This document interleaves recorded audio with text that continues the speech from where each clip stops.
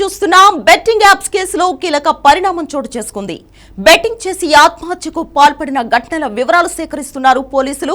సంవత్సర కాలంలో 15 మంది బెట్టింగ్ ఊబిలో చిక్కుకుని ఆత్మహత్యలు చేసుకున్న ఘటనలు ఉన్నాయి. తెలంగాణ వ్యాప్తంగా 15 కేసులు నమోదయ్యాయి. ఈ కేసులను వెలుగుతీస్తున్నారు పోలీసులు.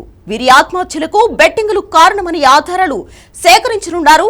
ఆయా బెట్టింగ్ యాప్స్ ను గుర్తించే పనిలో పోలీసులు ఉన్నారు. వాటి నిర్వాహకులు, ప్రమోటర్లను నిందితులుగా చేర్చనున్నారు పోలీసులు. శ్యామల ప్రమోట్ చేసిన Andhra 365 app, Shikha Goel cyber security bureau director. Online betting పై తెలంగాణలో నిషేధం ఉంది. ఆడినా ప్రమోట్ చేసిన చట్టరీత్యా నేరం. జియో ఫెన్సింగ్ ద్వారా బెట్టింగ్ యాప్స్ ను అరికడుతున్నాం. కొందరు ఫేక్ జీపీఎస్ పెట్టుకుని ఆడుతున్నారు. ఎవరైనా బెట్టింగ్ యాప్స్ తో మోసపోయినా, బెట్టింగ్ యాప్స్ గుర్తించినా 8712672222 నెంబర్ కి ఫిర్యాదు చేయండి.